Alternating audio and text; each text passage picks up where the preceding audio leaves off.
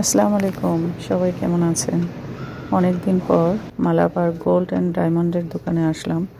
এসে যে গোল্ডগুলো দেখলাম সেগুলো আমার তেমন একটা পছন্দ হয়নি, তাই অন্য দোকানে চলে যেতে চাইলাম।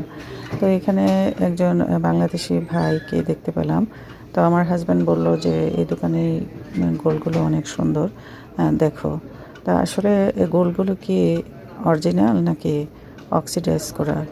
এরা বলল যে এখানে যে গোল্ডগুলো আছে সেগুলো পিওর গোল্ড। আসলে কি এগুলো পিওর গোল্ড? আপনাদের কাছে কি মনে হয়? এখানে প্রত্যেকটা চেইন লকেটের ডিজাইনই কিন্তু অনেক সুন্দর, চমৎকার। আর এগুলো হলো ইয়াররিংস, এগুলো ডিজাইনও অনেক সুন্দর।